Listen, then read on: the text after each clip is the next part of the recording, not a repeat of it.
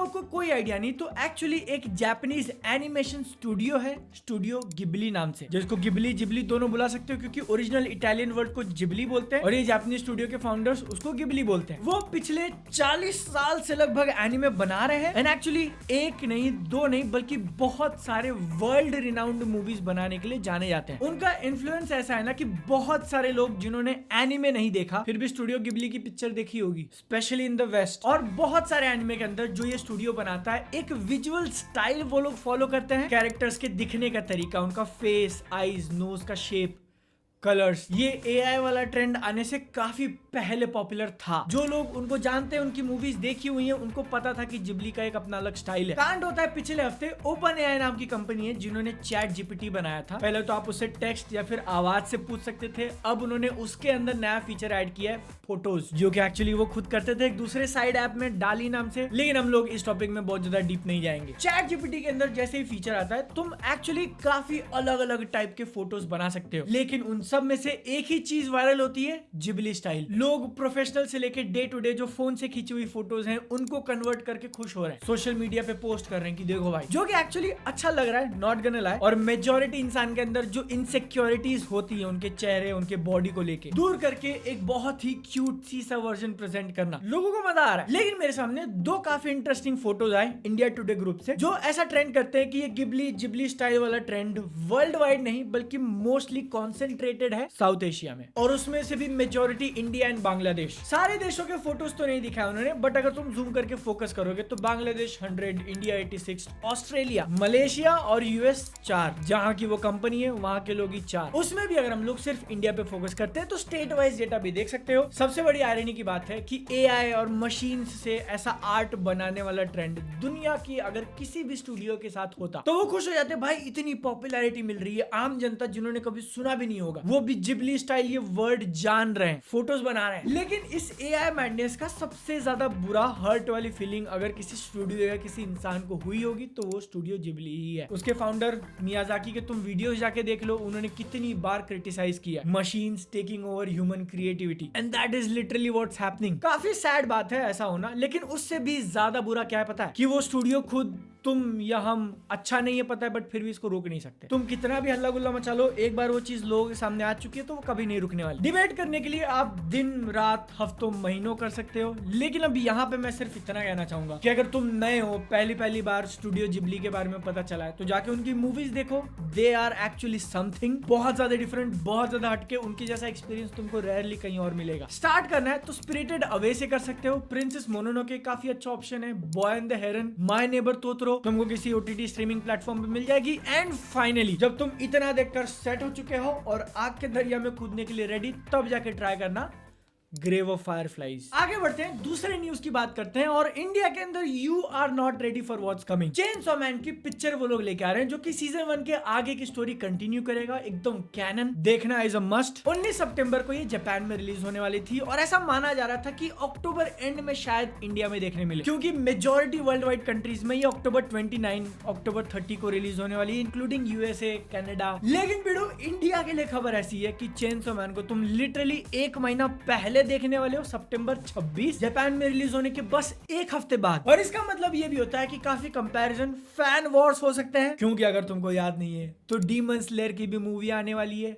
उसका भी कैनन आगे की स्टोरी कंटिन्यू, बड़ी फाइट, इन्फिनिटी कैसल। तुमको पता है वो कब इंडिया में रिलीज हो रही है? 12 सितंबर ये उसका ऑफिशियल रिलीज डेट है। मतलब दोनों चेनसॉ मैन, डीमन स्लेयर की पिक्चर में सिर्फ 2 हफ्ते का गैप है। Theatres, Indian theatres. Solo Leveling का सीजन 2 खत्म हो चुका है एंड आते आते मैंने कुछ लोगों को देखा था कह रहे थे कि भैया यू डिड गुड, अब अगली बारी है the beginning after the end anime की। ओवरऑल एक काफी पॉजिटिव बस बनाने की कोशिश। एपिसोड नंबर 1 रिलीज होता है और जो बवाल मचा दिया इसने। एंटिसिपेट तो कर रहे थे कि एकदम पॉजिटिव जाएगा, लेकिन उसका ठीक हुआ उल्टा, क्योंकि उसके अंदर काफी ऐसे एनिमेशन वाले मोमेंट्स थे जिसको देखकर लोग कंप्लेन कर लगे कि this is a slide show, नाम चेंज करके the slide show after the end कर दिया। कोई कह रहा है कि the funny thing is author ने खुद पिक किया था इसका एनिमेशन स्टूडियो और इसको मुशोको टेंसेई एनिमे से कंपेयर करने लगे क्योंकि उनकी ओपनिंग सिमिलर है। कुछ लोगों से मैंने ऐसा सुना कि इस न्यू एनिमे का ऑथर इंस्पायर भी उसी से हुआ था। अब ऐसा लग तो रहा है कि अपने सामने एक और ब्लू लॉक आया है, आगे के एपिसोड देखकर पता चलेगा कि हाउ बैड इट इज। लेकिन उसके लिए एक और खराब चीज हो गई कि उसी सेम डे एक दूसरे एनिमे का एपिसोड नंबर 1 रिलीज होता है जिसका नाम मैं नहीं बताऊंगा बिकॉज इट्स वेरी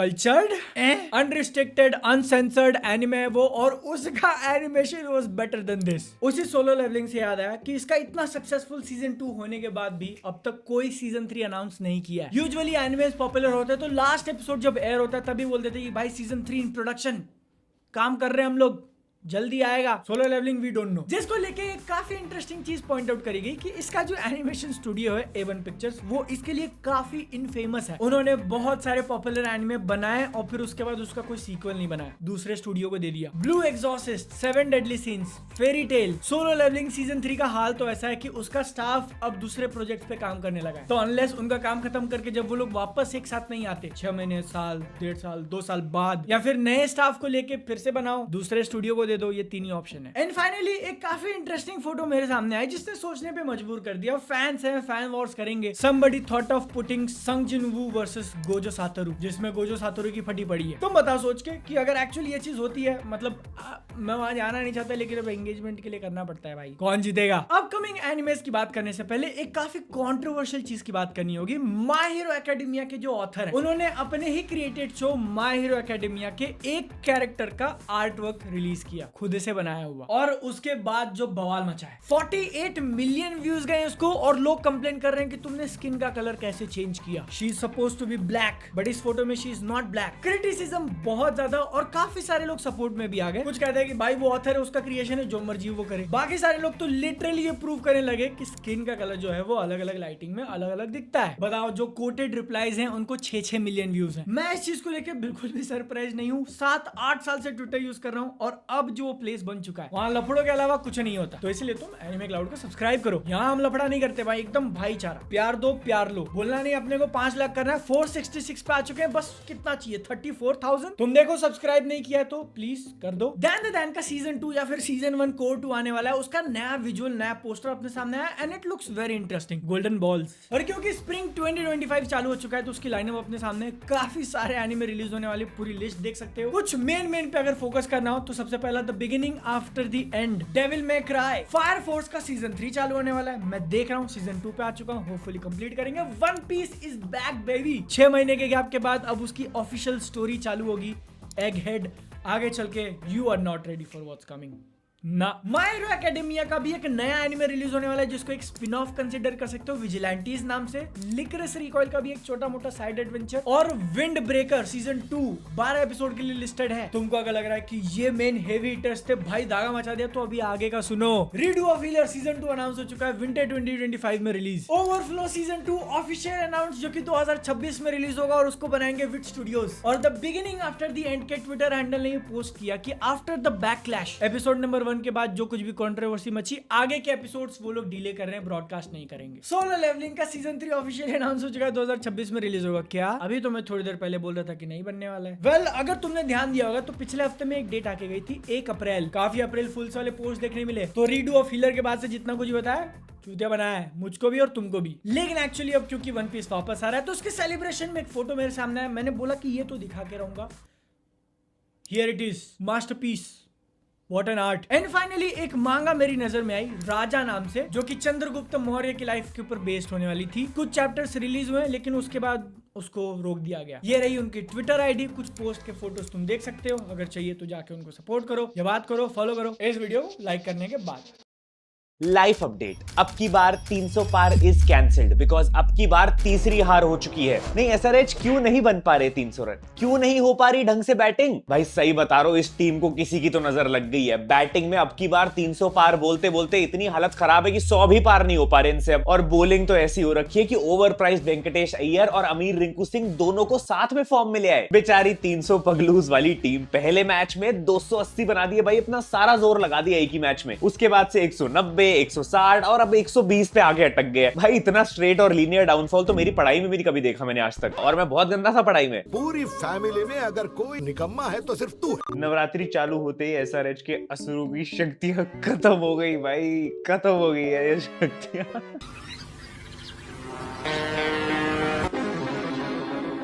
लेकिन मैं बता रहा हूं, कहीं ना कहीं सब लोग इस टीम का डाउनफॉल थोड़ा बहुत तो एंजॉय कर रहे होंगे। इन्हीं सालों ने लास्ट ईयर इतने बुरे हाल कर दिए थे बॉलर्स के, रुला दिया था, और अब बस कर्मों का फल मिल रहा है। और माना डाउनफॉल देख के थोड़ी सी खुशी हो रही है अंदर से, लेकिन वो काव्या के चक्कर में बुरा, अच्छा नहीं लग रहा यार, थोड़ा अच्छा सा नहीं लग रहा।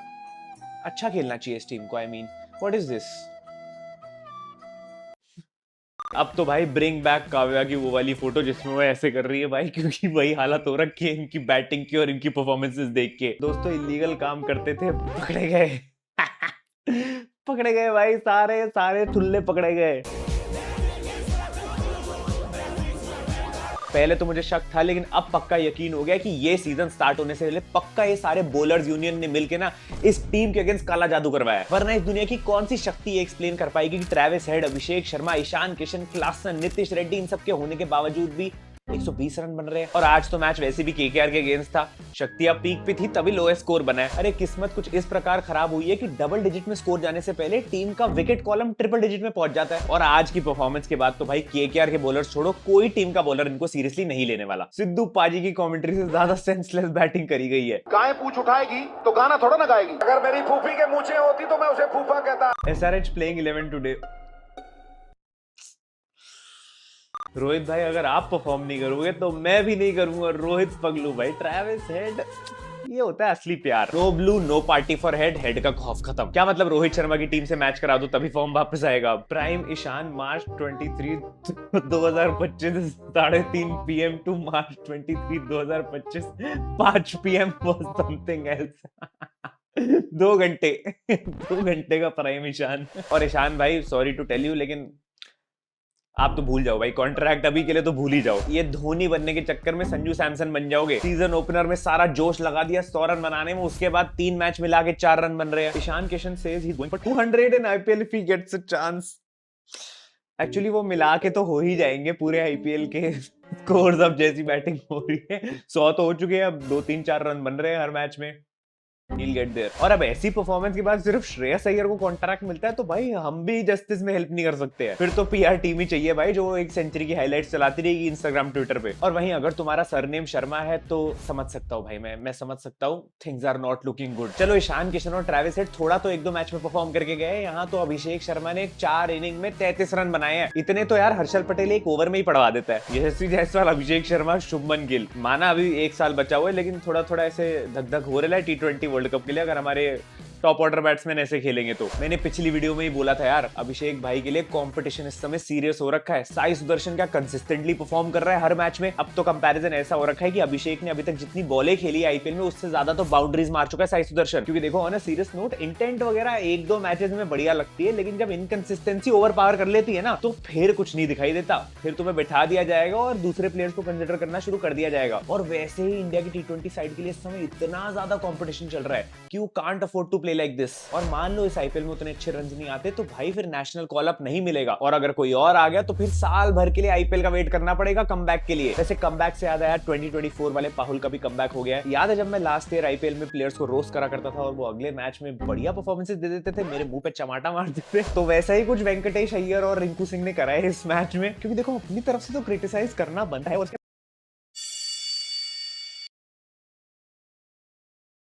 क्रिटिसाइज करना बनता है, और उसके बाद प्लेयर अच्छा खेला है तो भाई ऐसा कमेंट्स में इतनी गालियां पड़ती है ना। हाँ भाई, कौन मांग रहा था 23.75 करोड़ का हिसाब? एक्चुअली सभी मांग रहे थे, नॉट मी अलोन। अब निकल के आई है ना भाई 23.75 करोड़ वाली परफॉर्मेंस। इस मैच में बंदा जेन्युइनली ऐसे खेल रहा था जैसे मेरी रील देख के आया हो। 60 रन पहले 29 बॉल में, लेकिन प्रॉपर मिडिल ऑर्डर बैट्समैन की तरह। क्योंकि इनिशियली थोड़ा सा ऐसे केकेआर की विकेट जा चुकी थी तो वहां पे बिल्ड करने की जरूरत थी, और रिंकू के साथ पार्टनरशिप बनाई। उसके बाद 12 बॉल में से 40 रन पेल की एक्सेलरेशन भी कर दी। और मैं बता दूं कि परफॉर्मेंस यहां पे अच्छी वेंकटेश अय्यर की निकल के आई है, लेकिन डर का माहौल होगा इस समय लखनऊ के कैंप में। श्रेयस अय्यर तो रन मार रहा था, तो वेंकटेश ने भी रन पेल दिए भाई। अब किसका नाम लेके बचोगे पंत भाई? तेरा क्या होगा कालिया? ये तुमने देख लिया भाई, Venkatesh Iyer against SRH different beast. 51 of 28 पहले मारे थे, उसके बाद लास्ट ईयर फाइनल में भी 52 ऑफ 26 की परफॉर्मेंस आई, और इस मैच में 60 ऑफ 29। और फनी चीज ये है, प्लेयर ऑफ द मैच बंदे को आज तक नहीं मिला इतनी अच्छी परफॉर्मेंसेस के लिए। और भाई ने कभी क्रेडिट मांगा भी नहीं, गौती भाई से ट्रेन जो है। बस अगर ये कंसिस्टेंटली ऐसे आती रहेगी तो भाई बंदा प्राइस को जस्टिफाई कर देगा। वैसे ये 24 करोड़ से याद आया, हेनरिक क्लासन भाई, मत सोचना कि हम आपको भूल गए हैं। ये बंदा भी 23 करोड़ में रिटेन हुआ था एसआरएच में। नहीं मतलब हमारे इंडियन प्लेयर है, हम मजाक बना रहे पंत और वेंकटेश का, तो भाई ये क्लासन को क्यों छोड़ रहे अकेला? एंड इवन तो उतनी खराब परफॉर्मेंसेस नहीं है क्लासन की, लेकिन स्टिल ये जिन पोजीशंस पे आ रहा है पिछले 1-2 मैचेस से, इसके पास टाइम होता है to build the innings, to play like a 23 crore का प्लेयर, बट ये नहीं खेलता। लोगों ने नाम तो दानव का दे रखा है, लेकिन विकेट क्यों दान कराता है हर मैच में। अब रिंकू सिंह को पता है कि किसका बैट मांग के लेके आना है। रिंकू सिंह एक अलग ही अनोखा प्राणी है भाई। जब तक विराट कोहली के बैट से खेला जा रहा था, रन निकल ही नहीं रहे थे, निकलने का नाम ही नहीं ले रहे थे। जैसे ही पिछले मैच के बाद रोहित शर्मा का बैट आया, अब देखो कैसे कमबैक हो गई। 32 ऑफ 17 भाई, वही एकदम फिनिशिंग, वही स्ट्राइक रेट। मैं कह रहा हूँ रोहित भाई खुद हैरान हो गए होंगे देख के कि उनके बैट में ये शक्तियां कब से भरी पड़ी थी। वहां तो रन ही नहीं आ रहे हैं। एक्चुअली बहुत अनयूज्ड बैट है ना, तो 2-3 बॉलों के लिए यूज होता है हर मैच में, तो अभी है अभी रन तभी रिंकू निकाल रहे हो। Rinku is back in form, leaving it here. Virat Kohli के बैट के साथ है 3 इनिंग में 29 रन, और रोहित शर्मा के बैट के साथ है 1 इनिंग में 32 रन। एक्चुअली यही होता है जब भाई बैट ज्यादा यूज ना हुआ हो ना, तो फाइनली भाई गरीब रिंकू सिंह इज बैक। ये परफॉर्मेंस रिंकू सिंह तक गरीबी मीम्स पहुंच गई लगता है। रोहित के बैट का कमाल है, खुद चहल के बैट से खेलता है क्या? और ये विराट भाई करते हैं नखरे बैट देने में रिंकू को कि भाई तू तोड़ देगा, इधर उधर करेगा, मैं नहीं दे रहा। रोहित भाई ने बोला होगा कि यार बैट मेरे का काम की चीज, मैंने 3 बॉल तो खेलनी है, तो मैं किसी से भी खेलूंगा, तू ले जा, तू कर इससे। और रोहित भाई देखो गलत मत समझा, इतना क्रिटिसाइज आपको इसलिए कर रहा हूं ताकि आप भी फॉर्म में आ जाओ। देखो भला चाह रहा हूं मैं। रिंकू का एक इंटरेस्टिंग स्टैट है कि आईपीएल 2024 से लेके अभी तक सिर्फ 2 बार ऐसा हुआ है कि इसने 16 से ज्यादा बॉलें खेली एक मैच में। चलो लास्ट ईयर मान लिया भाई कि अगर कुछ जरूरत नहीं पड़ी, फाइनल भी जीत गए उसके अलावा। इमेजिन करो भाई तुम्हारा प्राइम फिनिशर इतनी कम बॉलें खेलने आ रहा है। एक्चुअली इमेजिन क्यों करना, सीएसके फैंस तो देखते यही होता है, और वहां तो 16 बॉलें भी नहीं खेलनी भाई, वहां तो 2-3 बॉलें मिल जाए बस हो जाएगा। बट केकेआर की बैटिंग डेप्थ इस मैच में जाके देखी, जो वो 9 नंबर तक बैटिंग आकाश चोपड़ा बोलते रहते हैं ना, वो आज दिख रही थी भाई कि इनके भी विकेट जो लूज हो गई थी शुरू में, इन्होंने फिर कमबैक मार ली। लास्ट मैच में भी मुंबई के अगेंस्ट कोलकाता के ओपनर जल्दी निकल लिए थे और वो एक अच्छा स्कोर बना ही नहीं पाए थे, पूरी टीम कोलैप्स हो गई थी। बट इस बार बैटिंग में द डिफरेंस वाज कि इनका मिडिल ऑर्डर चल गया, एंड उसमें सबसे इंपॉर्टेंट पीस वाज अंकुरिश रघुवंशी, ये 20 साल का लड़का जिसने पिछले मैच के कोलैप्स के बाद स्टोरी डाली, बोला sorry Kolkata fans, we will be back, we will learn. And आते ही इस मैच में ही बिकेम द डिफरेंस। इसने इस मैच में इनिंग्स रीबिल्ड करी, 50 लगाई अपनी और एक प्लेटफॉर्म सेट करके दिया जिससे वेंकटेश अय्यर और रिंकू ने फिनिशिंग प्रोवाइड करी। सोचो भाई 20 साल का लौंडा ऐसा माइंडसेट रखता है, ही टुक इट अपॉन हिमसेल्फ और जिता दिया एक्चुअली आज मैच। लेकिन केकेआर है तो भाई अनप्रेडिक्टेबल टीम। लास्ट मैच में खुद 120 के आसपास ऑल आउट हो गए, और इस मैच में एसआरएच को 120 ऑल आउट कर दिया, और बॉलिंग में सबने भाई टीम एफर्ट डाला, अच्छी परफॉर्मेंस दी। रसल ने विकेट ली, हर्षित राणा ने विकेट ली, इकोनॉमी बहुत अच्छी थी, सुनील नारायण भी अच्छा कर गया, और वरुण चक्रवर्ती तो भाई 3 विकेट्स, ही इज बैक भाई, वो तो अब पेलने वाला है। लेकिन पिक ऑफ द बॉलर्स वैभव अरोड़ा नहीं वैभव मेघरात बोलो भाई, पावर प्ले में मेडन विकेट ओवर डाल रहा है, वो भी दानवों की टीम के अगेंस्ट। भाई एक बार अपनी पॉकेट चेक करो जल्दी से, क्योंकि वो काबे ढूंढ रही थी, हेड क्लास और ईशान किशन मिल नहीं रहे, आपकी पॉकेट में मिलेंगे। 4 ओवर्स 29 रन्स एंड 3 विकेट्स। मैं पूछ रहा हूं ये वैभव अरोड़ा को इंडियन टीम में लाने का क्या प्रोसीजर है, केकेआर को यहां क्यों नहीं लग रहा है? इसने सुनील नारायण से ऐसे मीम टेलीग्राम पे डलते रहते, तो आप सही में साइलेंसर हो भाई, पूरा एसआरएच को साइलेंट करवा दिया आपने। अब तो हर मैच के साथ साथ इन दानवों का डर, काव्या की स्माइल और पैट कमिंस की ऑरा सब फेड होती जा रही है। बॉलिंग में तो मुझे समझ नहीं आया भाई, एसआरएच का बेस्ट बॉलर कमिंडू मेंडिस था, एक ओवर डाला, 4 रन दिए, एक विकेट भी ली, लेकिन उसके बाद उसको बॉलिंग ही नहीं दी। शम्मी को छोड़ के बाकी तीनों फास्ट बॉलर्स ने 40 से ज्यादा रन पटवाए। तो अगर स्पिनर्स खिलाए थे, स्पिनर्स विकेट ले सकते थे, तो भाई कमिंडू मेंडिस को यूज क्यों नहीं किया? और वो तो 2 in 1 बंदा है भाई, 2 स्पिनर है वो एक बंदे में, लेफ्ट से भी डालता है, राइट से भी डालता है। तो क्लियरली पैट कमिंस के थोड़ी सी प्रॉब्लम्स एक्सपोज हो रही है, मे बी। माना काव्या के लिए बुरा लग रहा है, लेकिन थोड़ा सा अच्छा लग रहा है वो कमिंस का डाउनफॉल देख के। हाँ ये बात है कि भाई बेचारे इंस्टाग्राम एडिटर्स का धंधा कैसे चलेगा, बट मैं तो बच गया भाई। मेरी प्रेडिक्शन थी कि केकेआर मैच जीतेगी और जीत गई है, तो गालियां तो नहीं पड़ने वाली अब मुझे आज। अब आज है Lucknow super giants versus Mumbai Indians, and भाई